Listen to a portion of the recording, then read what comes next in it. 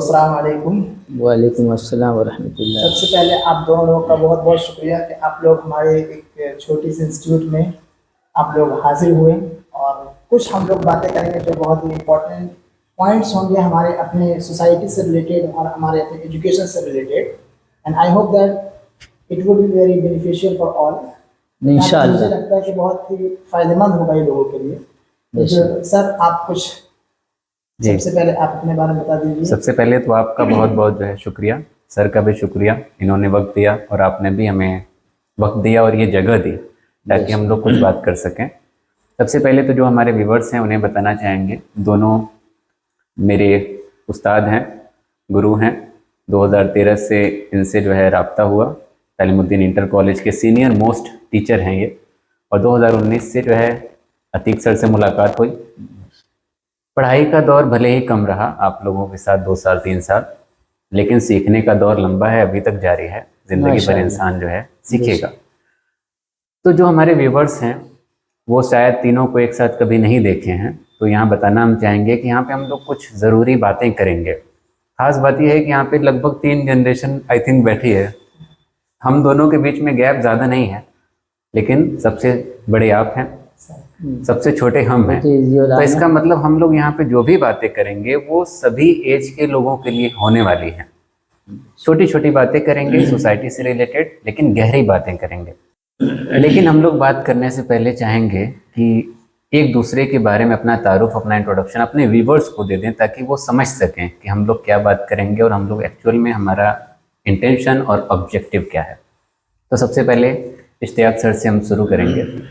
इनका चैनल भी चलता है English with Ishtiaq sir. Welcome to viewers.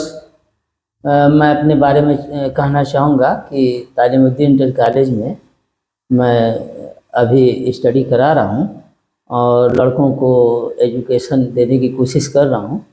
और इससे हम लोग रिलेटेड हैं कि हमको अच्छी से अच्छी तालीम देना है। तो इस तरीके से आप लोग भी मेरे साथ कदम से कदम मिला के चलें और एक से भले दो से और ज़्यादा हमारी कंपनी बढ़ती जाएगी। मैं चाहता हूं कि एक ऐसा ग्रुप बने जिसमें मैक्सिमम एजुकेटेड लोग हों। और जब अपना अपना रुझान, हम लोग तो बच्चों से सीख लेते हैं, तो टेंडेंसी बेहतरीन मिलेगी तो उसी के हिसाब से काम किया जाएगा। और व्यूवर्स लोगों से भी मैं रिक्वेस्ट करूँगा कि वो भी हम लोग सजेशन देते रहें, क्योंकि कोई भी आदमी इस दुनिया में परफेक्ट नहीं है।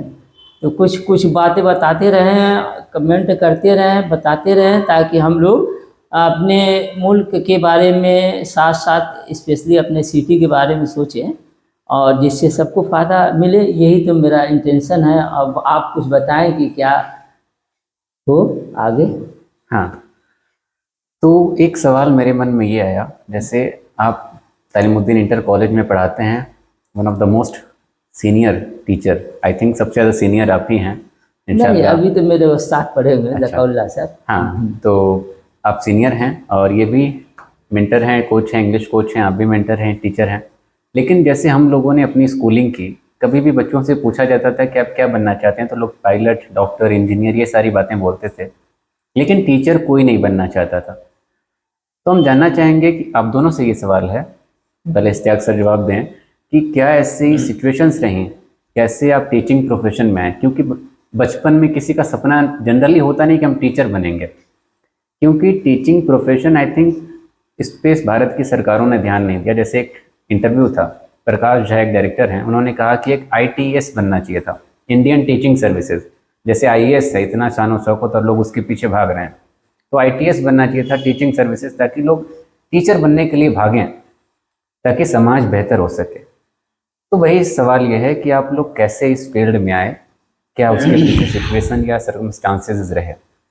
जहाँ तक मेरी सोच है कि एक टीचर लाभ ऐसी है, एक टीचर प्रोफेशन ऐसा है कि अपने आप को हम लोग बिल्कुल जो है गर्क कर देते हैं बच्चों के लिए, और कोई स्वार्थ नहीं रहता है। एक अन आइडियल टीचर की बात कर रहा हूँ, क्योंकि अगर देखा जाए, बुरा ना लगे, डॉक्टर साहब के पास जाया जाए तो चाहें कि ज़्यादा से ज़्यादा बीमार पड़े मरीज़ आए, वकील साहब ये चाहेंगे कि ज़्यादा से ज़्यादा केस आए। लेकिन हम सोचते हैं कि ज़्यादा से ज़्यादा हम बच्चों को निस्वार्थ पढ़ाएं, उनको आगे बढ़ाएं और हमको कुछ नहीं चाहिए। जब वो लड़का स्टेज पर आता है और मालूम हो जाता है कि मेरा पढ़ाया हुआ है, तो हम लोगों की पूरी मेहनत समझते हैं कि सब कुछ पूरी हो गई। एक आइडियल टीचर की बात कर रहा हूँ। तो जब मैंने देखा कि एक तो बहुत ये भी रिगार्ड किया जाता है कि टीचर जो होता है, आइडियल टीचर की बात कर रहा हूँ, कि नेशन बिल्डर होता है। वो अपने नेशन को बनाता है, और एजुकेशन की निकाल दिया जाए तो आदमी के अंदर कुछ रह नहीं जाता। और बेहतरीन जो चीज़ें हैं, अच्छी एजुकेशन देना, ये बेहतरीन प्रोफेशन है। और इसमें अगर आदमी चाहे तो इज्जत से जीता है। पैसा तो बहुत ज़्यादा नहीं कमाता और ना उसको बहुत ज़्यादा लालच भी होती है। टीचर को देखा जाता है कि ज़िंदगी नॉर्मल गुजारता है, सिंपल लाइफ, हाई थिंकिंग, इसी तरीके से ज़िंदगी गुजरती है। और जाने के बाद तो अल्लाह ताला ज़रूर उसका अजर देंगे। तो बेहतरीन प्रोफेशन मेरे समझ में आया कि बहुत ज़्यादा मुझे चांसेस थे सिविल सर्विसेज में जाने के लिए। मुझे मेरा जो नानियाल है दिल्ली में था, वो लोग भी बुलाए, लेकिन मुझे नहीं समझ में आया। मैं कहा कि नहीं, अपने बाल बच्चों में अपने घर वालों के साथ रह के आदमी को ज़िंदगी गुजारना है। क्योंकि अभी कुछ कमेंट कर रहे थे कि कुछ लोग बहुत ज़्यादा डिंग हाँकने वाले कि मेरा लड़का अमेरिका में है, लंदन में है, लेकिन जब गुजरता है तो देखा जाता है कि पड़ोस के लोगों को कंधा देना पड़ता है। तो ये बहुत ज़रूरी नहीं है। मतलब आदमी पैसा कमाना है, पैसा कमाए, लेकिन अपने लोगों में रहे। पर ये टीचिंग जॉब ऐसी है कि आदमी अपने घर में रहेगा। और लोगों से भी मैं रिक्वेस्ट करता हूँ कि कोशिश करें कि ज़्यादा से ज़्यादा टीचर बने, क्योंकि इल्म से बढ़ के कोई, आप सल्लल्लाहु अलैहि वसल्लम ने कहा कि तलबुल इल्म फरीज़तुन अला मुस्लिमिन व मुस्लिमा, यानी कि इल्म सीखना ज़रूरी है, फ़र्ज़ है, फ़र्ज़ करार दिया गया। यहाँ तक कि चीन तक जाना हो तो जाए। क्यों चीन की बात कहा, रोम क्यों नहीं कहे? इसका मतलब ये है कि टेक्निकल चीज़ों में जितना चीन आगे आज भी है, पहले भी था, इसलिए आप सल्लल्लाहु अलैहि वसल्लम ने कहा कि टेक्निकल चीज़ों को भी अडॉप्ट कीजिए। क्योंकि हम लोगों को ने देखा है कि कुरान में इसका जिक्र है कि लोहे से हम लोग बहुत ज़्यादा प्रोग्रेस करेंगे। आज हम देख रहे हैं कि जितनी भी चीज़ें हैं, तो मतलब आलिम लोग ज़्यादा बताएंगे, लेकिन मैं यही चाहूँगा कि इल्म की अहमियत बहुत ज़्यादा है। और एक टीचर आइडियल टीचर रहेगा तो इंशाअल्लाह अपने लोगों के लिए, सबके लिए इक्वल ट्रीट करेगा, कोई भी साइड नहीं लेगा। एक आइडियल टीचर हिंदुओं की, मुस्लिमों, सबके लिए इक्वल है। और ये तो अपने सेंस पर है कि हमको क्या रिगार्ड करना है, क्योंकि जब बच्चा बड़ा होता है तो उसके इतना सेंस आ जाता है कि क्या प्रॉपर है, क्या इम्प्रॉपर है।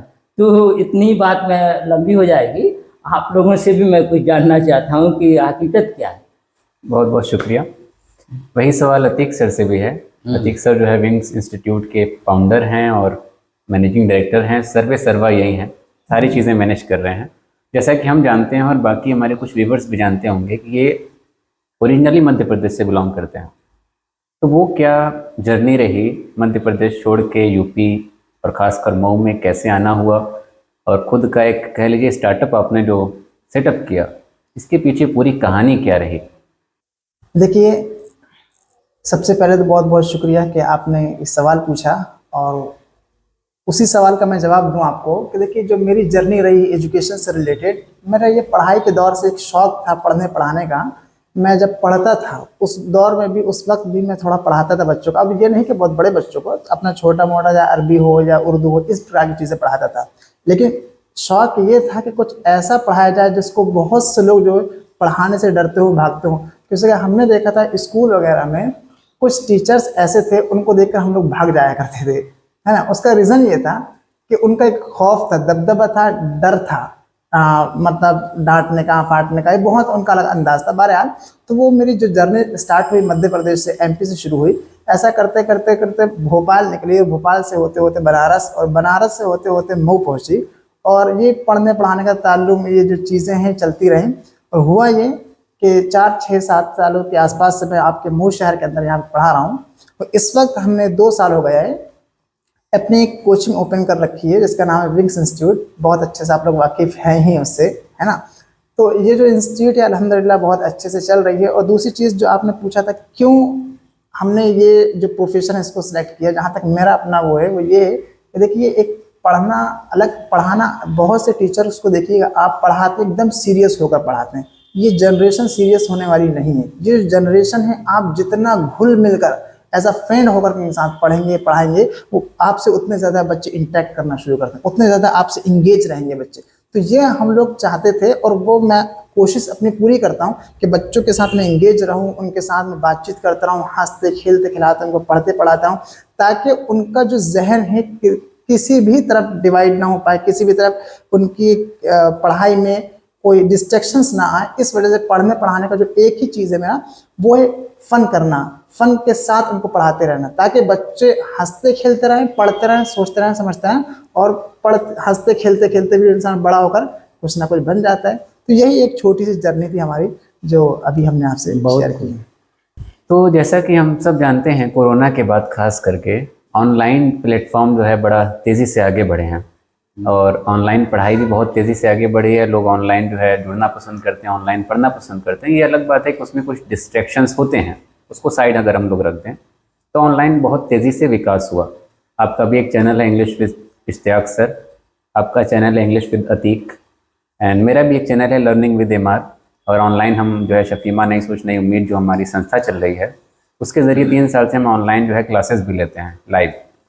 तो ऑनलाइन जो है वो कहने का मतलब है बहुत तेज़ी से इवोल्यूशन इसमें देखने को मिला।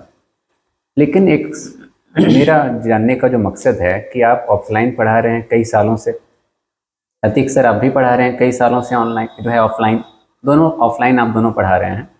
तो क्या ऐसी चीज़ें रहीं जिसने आपको कंपेल किया या सोचने पे मजबूर किया कि बच्चों के साथ ऑनलाइन भी जुड़ा जाए, उनके सामने अपनी बात रखी जाए? वो क्या, उसके पीछे रीज़न क्या था यूट्यूब पे आने का? तो पहले इश्तियाक सर से हम जानना चाहेंगे। देखिए सर, ऐसा है कि हम तो स्कूल में रहेंगे, तालीमुद्दीन में लिमिटेड हैं, उतने ही बच्चों को पढ़ाते हैं।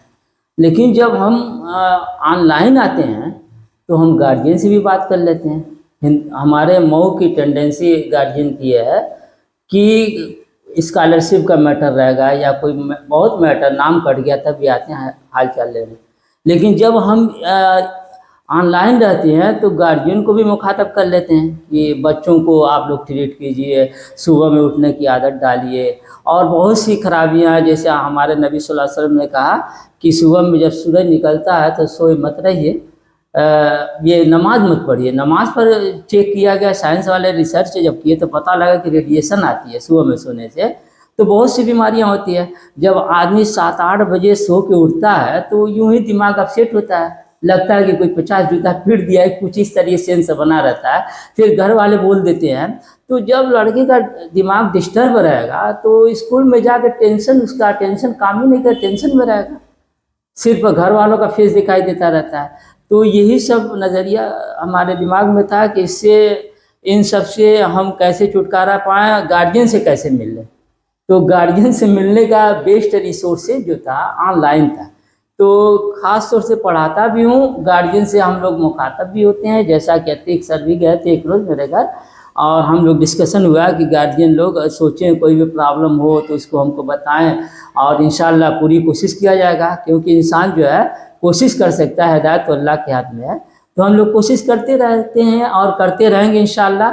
लेकिन कोऑपरेशन, म्यूचुअल कोऑपरेशन चाहिए। जैसे गार्जियन हैं, हम लोग हैं, सब लोग मिलजुल के एक यूनिटी बना के चले और भी कुछ एजुकेटेड लोग आ जाएं तो इंशाल्लाह एक अच्छा खासा काम हो जाएगा, एक पहचान हो जाएगी। फिर भी हमारा मऊ जो है एजुकेशनल फील्ड में बहुत पीछे होते हुए भी जब रोज़गार पर मार पड़ी है तो बहुत ज़्यादा लोग एजुकेशन में आगे भी आ रहे हैं। बहुत सी सर्विसेज में आज देख रहा हूँ कि कदम रखे हैं और घर वाले अभी भी फ़ख्र कर रहे हैं, प्राउड कर रहे हैं। तो हम लोग और भी मज़ीद कोशिश करें कि कुछ और लोगों को बनाया जाए, अपने बेस पर बनाया जाए, ऑनलाइन मैसेज ज़्यादा से ज़्यादा दिया जाए और कोई कमेंट हो हम लोगों को कहने सुनने में तो प्यार से हम लोग समझा दिया जाए। यही मेरा मेन टारगेट है ऑनलाइन आने का। अतीक सर से जो सवाल पूछा गया उसको थोड़ा सा अमेंड करना चाहेंगे हम। जैसे आपका इंग्लिश स्पीकिंग कोर्स चलता है ऑफलाइन कई सालों से, 7-8 साल से आप पढ़ा रहे हैं, तो ऑफलाइन कोर्सेज आपके चल रहे थे, आपने ऑनलाइन भी शुरू किया यूट्यूब पे, लेकिन पिछले कुछ दिनों से हम देख रहे हैं कि आप जो ऑफलाइन कोर्सेज दे रहे हैं, प्रोवाइड कर रहे हैं बच्चों को, वही ऑनलाइन फ्री में यूट्यूब पे आप डाल रहे हैं। तो जनरली जो टीचर्स होते हैं जो ऑफलाइन पढ़ा रहे होते हैं वो ऑनलाइन चीज़ें डालते नहीं हैं, क्योंकि ऑफलाइन बच्चे घटने का डर होता है, कम हो जाएंगे। तो आप वो चीज़ें छोड़ के आपने ऑनलाइन वही क्वालिटी के साथ आपने वो कंटेंट व्यूवर्स को और स्टूडेंट को प्रोवाइड करना शुरू किया। इसके पीछे क्या रीज़न है, और साथ में ये भी बताइए कि यूट्यूब पे आने के पीछे रीज़न क्या है। सबसे पहले तो मैं ये बताना चाहूँगा कि मेरा यूट्यूब में आने का सबसे पहले रीज़न क्या है। देखिए कि सबसे मेन पर्पस जो है, पहले मैं जहाँ तक बात है ऑनलाइन क्लासेस की पहले बात कर दूँ या यूट्यूब की बात करूँ, ऑनलाइन की बात कर देता हूँ। ऑनलाइन क्लास में मैंने स्टार्ट क्यों किया ऑनलाइन, ऑफलाइन में हम लोग इतना थक जाते हैं पढ़ा करके, उसके बावजूद भी मैंने सोचा कि कुछ बच्चे, कुछ स्टूडेंट्स ऐसे भी आए हमारे पास जिनको आउट ऑफ कंट्री जाना है, या फिर कुछ गर्ल्स ऐसी होती हैं जिनको 3 महीने तक ही घर से परमिशन मिल पाई। बहुत ज़्यादा देखिए, हमेशा गर्ल्स को घर से बाहर जाने की परमिशन नहीं मिलती, 3 महीना हद से 6 महीना पढ़ेंगे। तो हमारा ऑनलाइन का पर्पज़ ये होता है कि इन केस अगर कोई पढ़ते पढ़ते ऑफलाइन क्लास का बच्चा बाहर चला जाए, अब तो उसका पैसा गया, रिटर्न तो होगा नहीं। अब जब रिटर्न नहीं होगा इस तरीके से, तो हमने क्या किया कि उनके लिए, उनको ये भी ना लगे कि हमारा पैसा डूब गया, तो उसमें एक तो छवि भी खराब होगी कि सर ने पैसा लेके बैठ गया, ये भी हो सकता है। तो इस चीज़ को देखते हुए हमने ऑनलाइन शुरू किया। उसमें उन बच्चों को भी हम कनेक्ट करते हैं, और उसके अलावा हमारे जो क्लासेज होती हैं, हम एक क्लास में ऑनलाइन में अप्रॉक्सीमेटली 9 to 10, बस 9 से 10, 8-10 बस इतना रखते हैं ताकि उनको अच्छे से पढ़ा सकें। उसमें एक्चुअल बस यही है कि हम उसमें लोगों को ये बताना चाहते हैं कि ऑनलाइन क्लास हर एक जैसे देखते हैं लोग वैसी नहीं होती है, रियलिटी कुछ और होती है अगर पढ़ाने वाला पढ़ाए तो। बहरहाल एक तो ये चीज़ हो गई, उन बच्चे और बच्चों की खातिर हमने स्टार्ट किया जो ख़ास तौर से चले जाते हैं, एक बार ज्वाइन करें, दोबारा ज्वाइन करना चाहते हैं, टाइम नहीं मिल पा रहा, कुछ नहीं हो पा रहा, बिंदास अपने घर से बैठकर आप ज्वाइन कर सकते हैं। तो उससे एक बार में क्लासेस क्लियर हो जाती हैं, दोबारा में आने के बाद उसमें क्या होगा, एकदम बोलना शुरू कर देते हैं बच्चे, कभी ऐसा भी होता है। दूसरी चीज़, जहाँ तक बात है एकदम सेम कंटेंट मैं क्यों डाल रहा हूँ यूट्यूब में, कि ऑफलाइन पढ़ाओ तो कुछ देखिए बच्चों का लेवल जो होता है एक सा नहीं होता है, खासतौर से मऊ में जो है, जहाँ तक बात इंग्लिश को लेकर के बहुत ज़्यादा लोग अवेयर नहीं है इससे। तो जितने भी हैं जो आते हैं, ठीक है, कुछ उसमें से ऐसे भी रहते हैं कमज़ोर रहते हैं, अब बेचारे दूसरे दिन भी आएंगे तो नहीं समझ में आएगा, तीसरे दिन भी आएंगे समझ में नहीं आएगा। अब उनको बार बार हम लोगों से पूछने में उन लोग को थोड़ा झिझक महसूस होती है, जबकि हम लोग कहते हैं कि आप बिंदास पूछें, लेकिन नहीं पूछते हैं कभी कभी।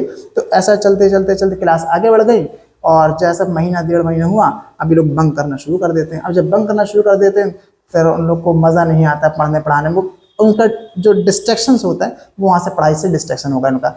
अब वो दोबारा आएंगे तो बस खेल तमाशा होगा, बस उतना पढ़ने में ध्यान नहीं लगा रहेगा। इससे क्या होता है, हम वही कंटेंट डालते हैं ताकि अगर यहाँ नहीं समझ में आएगा, आप घर जाइए, उसको पॉज करिए, फिर वॉच करिए, पॉज करिए, प्ले करिए, देखिए, बार बार देखिए, ऑटोमेटिक आपको चीज़ समझ में आती है। तीसरी चीज़, कभी कभी हमारे बैचेस चल रहे हैं, 8-10 दिन हो गए, और अब उनको एक्स्ट्रा क्लास प्रोवाइड करना है, तो हम कैसे करें एक्स्ट्रा क्लास प्रोवाइड, बच्चे और भी जिनको हमको पढ़ाना है। तो इससे क्या होता है कि हम उनको लिंक दे देते हैं, आप वहाँ से जाइए देख लीजिएगा, उसके बाद हम यहाँ आकर उनको 2 से 5 मिनट समझाते हैं, उनको क्लास समझ में आ जाती है। तो ये एक्चुअली एक उसमें पर्पज़ है, बहुत बेहतरीन पर्पज़ है। लास्ट में हम चाहेंगे कि एक दूसरे से अगर हम कोई भी सवाल पूछना चाहें या कोई बात रखना चाहें हमारे व्यूवर्स के लिए, तो वो रखें। सबसे पहली चीज़ तो ये है कि मैं आपसे जानना चाहूँगा, आपसे पूछना चाहूँगा कि आपकी शफीमा के बारे में, है ना। अभी आपकी शफीमा शायद अप्रॉक्सीमेटली 2-3 साल के आसपास ही चल रहा है। तो क्या आपने, देखिए एनजीओ तो और भी बहुत से मऊ में हैं, चल रहे हैं और चलते रहेंगे, लेकिन आपको ऐसा क्यों लगा कि आपने अपना खुद का एनजीओ खोला और चला रहे हैं, उसके पीछे रीज़न क्या है? तो क्या आप सोसाइटी को क्या देना चाहते हैं अपने उस एनजीओ के माध्यम से? और बहुत सी चीज़ें आज ही मैंने देखा कि आपके कुछ क्लासेस फ्री भी हैं उसमें, कुछ नहीं, अप्रॉक्सीमेटली पूरी क्लासेस फ्री हैं। तो क्या ये सब चीज़ें हैं, क्या पर्पज़ है आपका ऐसा? पहले तो शुरू करने का जो मकसद है, मऊ में सैकड़ों एनजीओ चलते हैं, लेकिन हम लोगों ने थोड़ा सा एक सर्वे टाइप पे किया और पता चला कि ग्राउंड लेवल पे काम कोई नहीं करता है। एनजीओ पुराने हो जाते हैं तो गवर्नमेंट से फंडिंग आने लगती है, और फंड जो है वो लोग अपने ही पेट में डालते हैं, तो ग्राउंड पे कोई काम हो नहीं रहा था।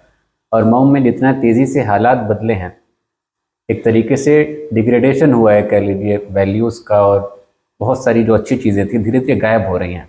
तो हम लोग को लगा कि दूसरे एनजीओ के भरोसे अगर हम लोग बैठेंगे तो बहुत लेट हो जाएगा। तो आनन फानन में शफीमा शुरू किया गया, उसके पीछे रीज़न जो है यही था अलग क्यों है ये समझने वाली बात है। हम लोग को बाहर से फंडिंग नहीं आती है, हम सारे मेंबर्स जो है स्टूडेंट हैं, अपनी पॉकेट मनी से हम लोग पैसे डालते हैं और सारा जो एक्सपेंस होता है, जो खर्च होता है, वो सारा उसी से मैनेज करते हैं। उसके बावजूद हमने बहुत सारे इवेंट किए। पिछले 8 महीने में हम लोगों ने कम से कम 7 या 8 कॉम्पिटिशन्स कराए, लोगों को जो है अप्रिशिएट किया। प्राइज़ में हमने किताबें जानबूझ के उसमें ऐड की ताकि लोग किताबें पढ़ें। इसके साथ साथ हम लोग ग्राउंड पे भी काम कर रहे हैं, फाइनेंशियली भी लोगों की हेल्प करते हैं। प्लस शफीमा की जो क्लासेज, जैसा कि आपने कहा, अप्रॉक्सीमेटली नहीं बल्कि सारी की सारी क्लासेज ही फ्री में चलती हैं। हम पिछले 3 साल से खुद ऑनलाइन जो है क्लासेस लेते हैं, यूट्यूब पे नहीं, डायरेक्ट लाइव इंटरेक्शन के साथ। उसमें हिस्ट्री हो गया, एथिक्स हो गया, पॉलिटी हो गया।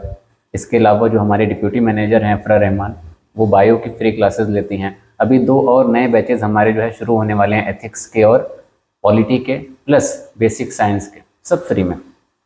तो मकसद हमारा जो है वो यही है कि ग्राउंड पे हमको एक्चुअल में काम करना है और रिज़ल्ट हमको चाहिए। अगले 10 साल में हम लोग का इरादा है कि मऊ को हम लोग बदल के रखेंगे और शुरुआत हम लोग करेंगे एजुकेशनल इंस्टीट्यूट से, और खुद एजुकेशन की फील्ड में हम लोग घुसे भी हैं। दूसरी एक खास बात यह है कि हम लोग जो कहना चाहेंगे शुरू करने का रीज़न एक ये भी है कि जैसे एथिक्स में हम लोग पढ़ते हैं रोल प्लेइंग, कि किसी की तकलीफ़ को महसूस करना है तो उसकी जगह पे आप खुद को रख के देखिए। जैसे हम लोग कहते हैं ना, घर में जैसे कुछ अच्छा नहीं बना है, दाल चावल बना है, बच्चे नाराज़ हो जाएंगे, दाल चावल, अगले दिन फिर दाल चावल, तीसरे दिन भी दाल चावल, चौथे दिन बच्चा शायद प्लेट फेंक दे। लेकिन हम लोग रोल प्लेइंग के तहत ये नहीं समझ पाते, उन गरीब बच्चों की जगह रख के नहीं देख पाते अपने आप को, जो शायद रोज़ सूखी रोटी खा रहे हैं। तो इस तरीके से हम सोच नहीं पा रहे हैं, तो अपने अंदर हम लोग एक रिफॉर्म भी नहीं ला पा रहे हैं, बदलाव भी नहीं ला पा रहे हैं।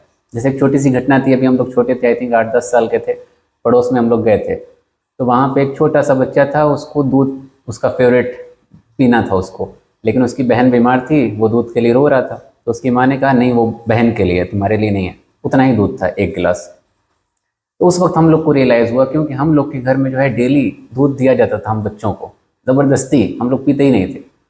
तो वहाँ पे वो रोल प्लेइंग का पहला एक्सपीरियंस हुआ कि जिसके पास नहीं है वो रो रहा है पीने के लिए, और हम लोग को मिलता है तो हम लोग जो है फेंक रहे हैं।